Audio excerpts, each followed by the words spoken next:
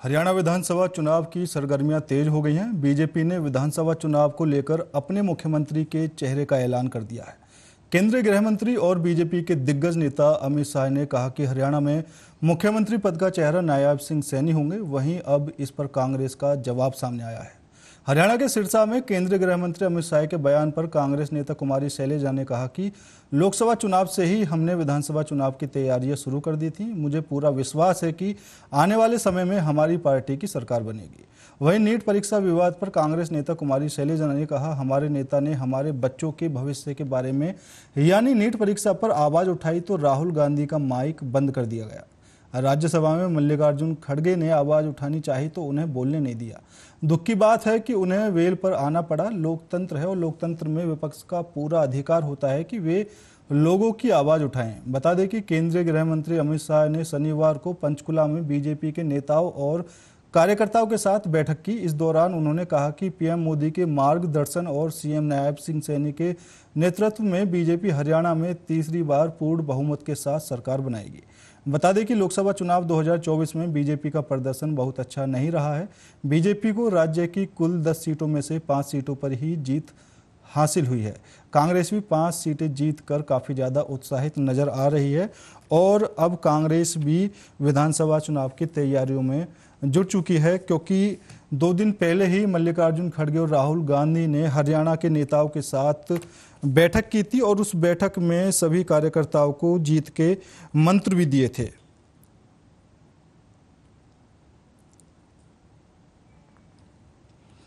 तो कल वहीं अमित शाह ने पंचकुला में भारतीय जनता पार्टी के नेताओं के साथ बैठक की और उन्हें वहां पर जीत के मंत्र दिए और उन्होंने साफ कर दिया कि अब की बार जो भारतीय जनता पार्टी हरियाणा में विधानसभा चुनाव लड़ेगी, मुख्यमंत्री चेहरा नायब सिंह सैनी ही होंगे। हालांकि आपको बता दें कि लोकसभा चुनाव से पहले जेजेपी से उनका गठबंधन टूट गया था और गठबंधन टूटने के बाद अब क्या दोबारा उनको किसी बैसाखी की जरूरत आने वाले विधानसभा चुनाव में पड़ेगी।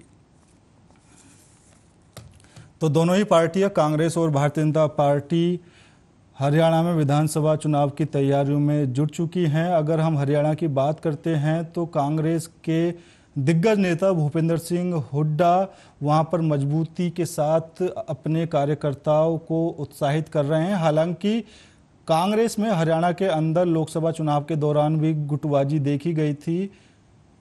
रणदीप सिंह सुरजेवाला, कुमारी शैलजा और किरण चौधरी का एक अलग गुट था जो दीपेंद्र सिंह हुड्डा के नामांकन में भी नहीं पहुंचे थे। स्थिति उस समय ऐसी बन चुकी थी कि अगर भूपेंद्र सिंह हुड्डा प्रेस वार्ता करते थे तो वो उनकी प्रेस वार्ता में भी शामिल नहीं होते थे। तो कहीं ना कहीं कह सकते हैं कि भारतीय जनता पार्टी को वहां पर 5 सीटें मिली हैं और कांग्रेस को भी लोकसभा में 5 सीटें मिली हैं। अगर कांग्रेस में ये अंदर का मतभेद नहीं होता तो हो सकता था कि कांग्रेस की 1-2 सीटें और बढ़ सकती थीं। लेकिन देखा जाए तो लोकसभा चुनाव में हरियाणा के अंदर जिस तरह कांग्रेस ने अपना प्रदर्शन किया है, 10 में से 5 सीटें जीतकर जो परचम लहराया है, तो जरूर विधानसभा चुनाव को जोड़कर भी स्थिति देखी जा सकती है, क्योंकि आने वाले टाइम में विधानसभा चुनाव के दौरान भी कांग्रेस को कहीं ना कहीं फायदा हो सकता है। लेकिन बड़ी बात करें तो उनकी दिग्गज नेता किरण चौधरी भी पार्टी छोड़कर भारतीय जनता पार्टी में शामिल हो चुकी हैं। तो पूर्व मुख्यमंत्री बंसीलाल के परिवार से आती हैं।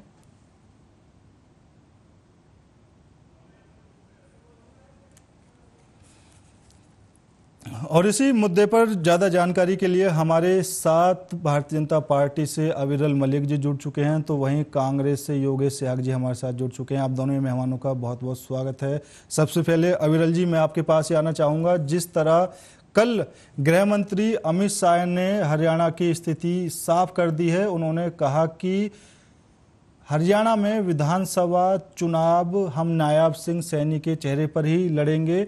मुख्यमंत्री का चेहरा उन्होंने नायब सिंह सैनी को ही बनाया है। तो आने वाले टाइम में, आने वाले विधानसभा चुनाव में नायब सिंह सैनी के चेहरे पर कितना फायदा भारतीय जनता पार्टी को हरियाणा के अंदर हो सकता है?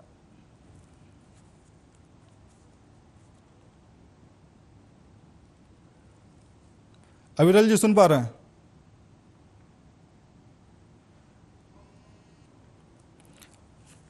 विरल जी, आपको आवाज पहुंच पा रही है?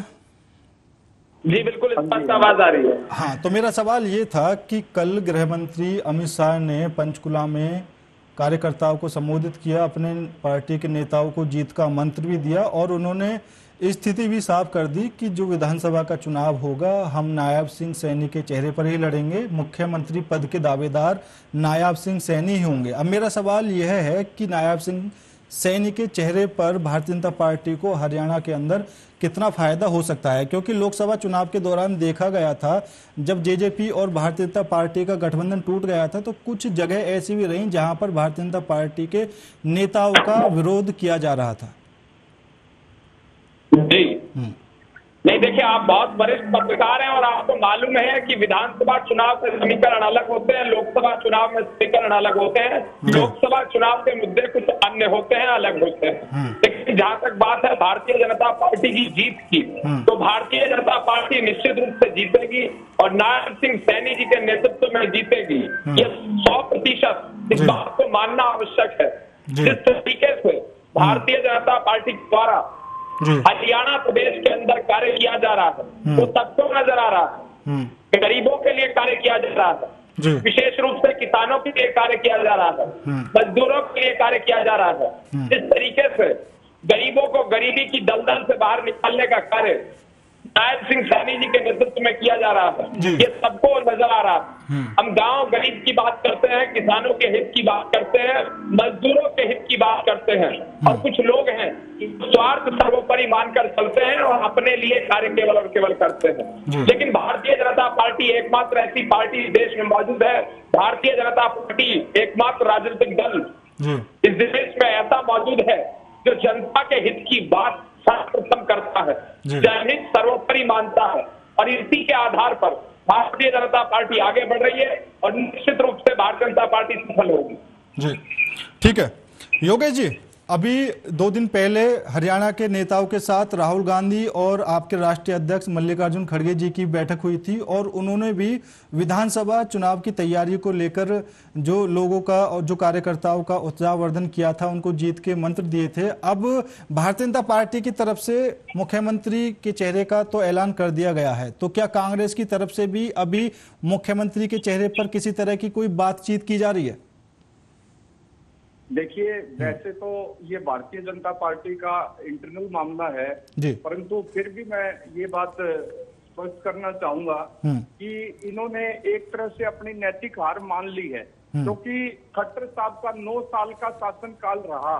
कि क्या परिस्थितियां ऐसी हुई कि उनको बदल कर और आज नायब सैनी जी को अपना चेहरा और मुख्यमंत्री का उम्मीदवार डिक्लेयर करना पड़ा। माननीय अमित शाह जी ने कल घोषणा की कि हमारे मुख्यमंत्री के चेहरे नायब सैनी जी रहेंगे। तो नायब सैनी जी की ऐसी क्या परफॉर्मेंस है, वो 3 अपनी ऐसी उपलब्धि बता दें या इनके प्रवक्ता ये बता दें कि पिछले 3 महीने से वो मुख्यमंत्री हैं, कोई भी उन्होंने ऐसा प्रदेश की भलाई का या कोई काम किया हो।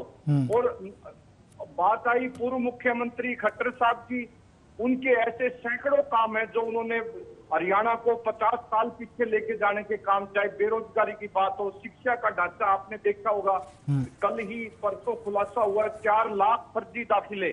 किस तरह से इन्होंने हर वर्ग का शोषण किया है, चाहे कर्मचारी का, किसान का, गरीब का। अब ये लोग ये चाहते हैं कि उनकी विफलताओं पर पर्दा डालने के लिए कि मुख्यमंत्री बदल कर की जनता भूल जाएगी उन द्वारा किए गए कार्य। किस तरह से सरपंचों पर लाठियां बरसाई गई, अब कहते हैं कि हम सरपंचों को टीएडीए वोट देंगे, ये करेंगे। लोक लुभावनी सिर्फ ये 1 महीने के लिए जो घोषणाएं करना चाह रहे हैं, इनके कोई भी वर्ग इनके झांसे में आने वाला नहीं है।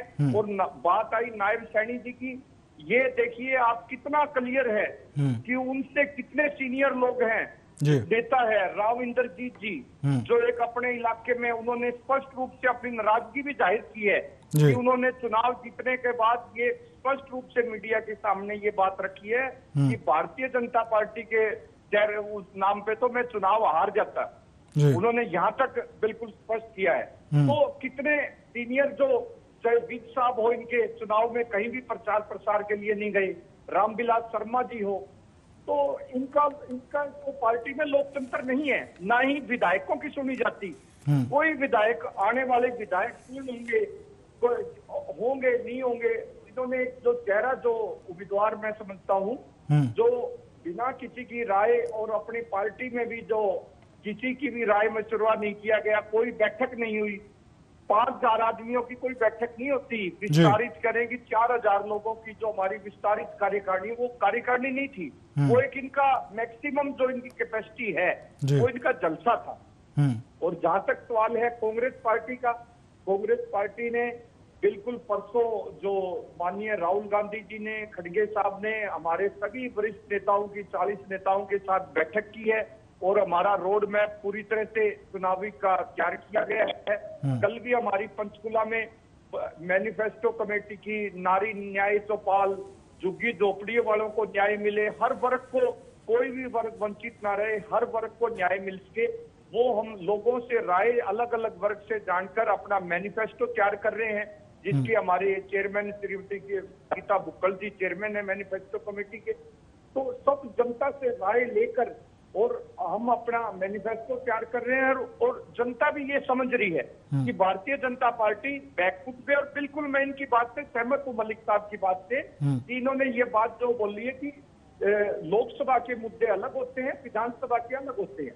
लोकसभा के तो मुद्दे फिर भी कहीं ना कहीं एक ये था जो इन्होंने का भ्रम फैलाया, और जो चीजें थी, फिर भी हम 5 सीटें जीत कर भी आज जो विधानसभा में हमारी स्थिति बिल्कुल 2/3 बहुमत की और कांग्रेस पार्टी जा रही है, क्योंकि 2019 में बिल्कुल इनकी बात सही है, जब हमारी एक भी सीट नहीं आई थी, फिर भी हमने विधानसभा में 31 सीटें जीतने का काम किया था, और जबकि हमारी लोकसभा में एक भी सीट हमें नहीं मिली थी। और इस बार का जो वोट मार्जिन और जो वोट शेयर है, हमारा वोट परसेंटेज है, वो कितना ज्यादा हमारा ग्राफ बढ़ा है। जी नहीं, बिल्कुल। अविरल जी, अभी आपने एक बात कही थी कि लोकसभा और विधानसभा के चुनाव अलग होते हैं, लेकिन मेरा मानना यह है कि लोकसभा की स्थिति पर ही विधानसभा का चुनाव लड़ा जाता है, क्योंकि लोकसभा में अगर किसी पार्टी ने अच्छा प्रदर्शन किया है, उस हिसाब से अनुमान लगाया जा सकता है कि आने वाले विधानसभा चुनाव में उस पार्टी की मजबूती कहीं ना कहीं मजबूत रहेगी। अब कांग्रेस को पिछली बार 2019 के लोकसभा चुनाव में एक भी सीट नहीं मिली थी, अब की बार उन्होंने 5 सीटें निकाल ली, तो कहीं ना कहीं कह सकते हैं कि कांग्रेस अब की बार कुछ तो मजबूत हुई है, और जो कुछ मजबूत हुई है वो आने वाले विधानसभा चुनाव में हो सकता है वो देखने को मिले।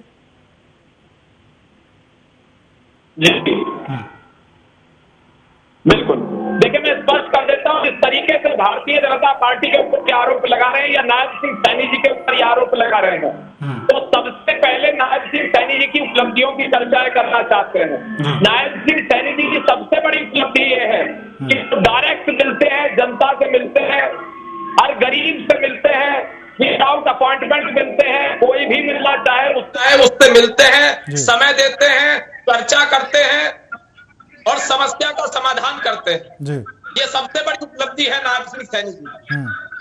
उसके साथ साथ बात रही कांग्रेस पार्टी की, तो इनके नेता हैं वो विदाउट अपॉइंटमेंट जनता से कभी मिलते ही नहीं है, और उसके साथ साथ जिस तरीके से भारतीय जनता पार्टी से विकास कार्य किए गए, जिस तरीके से गरीब की बात सुनी गई, जिस तरीके से किसानों के हित में निरंतर फैसले लेने का प्रयास हरियाणा की सरकार कर रही है, जिस तरीके से भ्रष्टाचार पर काबू पाया जा रहा है, भ्रष्टाचारियों पर लगाम लगाई जा रही है, उसके साथ साथ जिस तरीके से सबका साथ सबका विकास किया जा रहा है, ये सबको नजर आ रहा है। हरियाणा के अंदर आज भ्रष्टाचार नहीं है, ये किसकी उपलब्धि है? ये भारतीय जनता पार्टी की उपलब्धि है, ये नायब सिंह सैनी जी की उपलब्धि है। इस बात को ये समझना चाहिए, ये नरेंद्र मोदी जी का मार्गदर्शन है, नरेंद्र मोदी जी का नेतृत्व है। उसके साथ साथ जिस तरीके से भारतीय जनता पार्टी एक भारत के लिए कार्य कर रही है। हम जय जवान, जय किसान, जय विज्ञान और जय अनुसंधान के नारे को चरितार्थ करने के लिए जिस प्रकार से काम कर रहे हैं, ग्राउंड पर इस नारे को सही तरीके से इम्प्लीमेंट कर रहे हैं। जीरो टॉलरेंस की हमारी पॉलिसी है करप्शन के प्रति। जितने भी भ्रष्ट लोग हैं उनके ऊपर कार्रवाई हो रही है। तो उपलब्धियों को आपको देखना चाहिए, विकास कार्यों को देखना चाहिए। और एक और कांग्रेस पार्टी है, घोटालों की बात आप करते रहिए। एनएक्स मीडिया स्कैम की बात कर लीजिए, डीएलएफ घोटाले की बात कर लीजिए, 2G की बात कर लीजिए, कॉमनवेल्थ घोटाले की बात कर लीजिए, और आगे आप जाना चाहते हैं तो गाजियाबाद प्रोविडेंट फंड के घोटाले की बात कर लीजिए। इससे आगे आप अगर जाना चाहते हैं घोटालों की सूची में कांग्रेस पार्टी यूपीए के लिए, तो चारा घोटाले की आप बात कर लीजिए, बोफोर्स घोटाले की आप बात कर दीजिए। ये घोटाले पे घोटाले कितने किए, ये यूपीए के समय में हुए, कांग्रेस पार्टी के द्वारा किए गए। 60 साल तक भ्रष्टाचार, जातिवाद, परिवारवाद को बढ़ावा दिया जाता रहा। 60 साल तक लूट खसोट की राजनीति की गई। बैंकों में भी अकाउंट नहीं खुलवा सके। ये इकोनॉमी के ऊपर कांग्रेस के लोग लंबा चौड़ा भाषण देते हैं, लेकिन ये बैंकों में लोगों के खाते नहीं खुलवा सके। बैंकों में खाते भारतीय जनता पार्टी आई, उसके बाद खुले। जनधन अकाउंट हमने खुलवाए, फसल बीमा योजना हमने दिया, स्वच्छ भारत अभियान हमने चलाया, उज्ज्वला योजना हमने चलाई, जनधन योजना हमने चलाई, आवास योजना हमने चलाई, शौचालय हमने दिए। शौचालय हमने अडानी अंबानी घर में नहीं बनवाए, गरीब के घर में बनवाए। आवास देने का हमने कार्य किया। नहीं, ठीक है, ठीक है, ठीक है, ठीक है, काम किया। ठीक है। अविरल जी, अभी आप इतनी योजनाएं बता रहे हैं, तो अब की बार हरियाणा की जनता के लिए विधानसभा चुनाव के लिए क्या कुछ भारतीय जनता पार्टी की तरफ से खास रहने वाला है? अपने मैनिफेस्टो में आप किन बातों को सबसे आगे रखकर चलेंगे? जी नहीं, देखिए वो एक अलग विषय है, लेकिन जहां तक बात है भारतीय जनता पार्टी के सिद्धांतों की, भारतीय जनता पार्टी के उद्देश्य की, तो हमारा उद्देश्य बिल्कुल साफ, बिल्कुल स्पष्ट है। किसी भी भ्रष्टाचारी को बख्शा नहीं जाएगा, नंबर 1। सबका साथ, सबका विकास होगा, नंबर 2। किसानों का विकास सर्वप्रथम होगा, नंबर 3। उसके साथ साथ मजदूरों का ख्याल रखा जाएगा, हर जाति के हर व्यक्ति का ख्याल रखा जाएगा, हर धर्म के हर व्यक्ति का ख्याल रखा जाएगा। हम किसी व्यक्ति को जाति और धर्म के आधार पर नहीं देखते हैं, हम जाति धर्म के आधार पर भेदभाव नहीं करते हैं। हम सबको एक नागरिक के रूप में देखते हैं, एक देशभक्त नागरिक के रूप में हम सबको देखते हैं और सबका बराबरी के साथ विकास करते हैं। ये हमारी प्राथमिकताओं में शामिल है, ये हमारे उद्देश्यों में शामिल है। ये नरेंद्र मोदी जी की नीतियां हैं, ये नरेंद्र मोदी जी का मार्गदर्शन है, भारतीय जनता पार्टी का एजेंडा है। इस एजेंडे को जनता जानती है, जनता को एजेंडा मालूम है कि किस प्रकार से भ्रष्टाचारियों पर हम लगाम लगाते हैं। दूसरी ओर ये लोग हैं जो अडानी अंबानी की बात करते हैं। अभी योगेश जी यहाँ मौजूद है, ये भी अडानी अंबानी की बात कर देंगे, लेकिन अडानी के साथ ये MOU साइन करते हैं। इनकी तेलंगाना की सरकार अडानी के साथ MOU साइन करती है, आखिर क्यों करती है, इसका उत्तर दिया जाना चाहिए। ठीक है, ठीक है विरल जी। राकेश जी, माफ कीजिए, योगेश जी, अभी इन्होंने जो कहा था कि किसानों के लिए भारतीय जनता पार्टी ने इतने काम किए हैं, लेकिन मेरे हिसाब से जो हरियाणा के किसान हैं और कहीं के भी किसान हो, वो भारतीय जनता पार्टी से ही नाराज हैं। लेकिन आप उनको किस तरीके से अब की बार अपनी तरफ खींचने की कोशिश करेंगे? क्योंकि किसान चाहता है कि बिल्कुल फ्रीडम रहें और जो उनके लिए योजनाएं आ रही हैं उन तक वो पहुंचे, पानी की समस्या ना हो, उनके फसलों के उचित दाम मिले, उनकी फसलों का जो अच्छे से पैदावार है वो हो। लेकिन किसानों के लिए शायद अभी वो चीज़ तैयार नहीं भारतीय जनता पार्टी कर पा रही है, क्योंकि इन्होंने MSP की बात की थी तो वो भी मेरे हिसाब से किसानों को नहीं मिल पा रहा। बिल्कुल बिल्कुल, मैं एक तो इनकी बात का जवाब देना चाहूंगा। ये लोग कह रहे हैं कि के समय पे हमारे बहुत ज्यादा घोटाले हुए। आज 10 साल से भाजपा की सरकार है केंद्र में, तो क्या इन्होंने उन घोटालों में किसी को अंदर किया, उनकी जांच करवाई? और हम ये कहते हैं कि हरियाणा में रजिस्ट्री घोटाला, ये शराब घोटाला, इतना जो एजुकेशन के नाम पे कितना बड़ा घोटाला हुआ है। SST में किस तरह से आपने देखा होगा, स्टाफ सिलेक्शन कमीशन में इनके सेक्रेटरी निलंबित हुए। क्या किसी के ऊपर आज तक इन्होंने कार्रवाई की?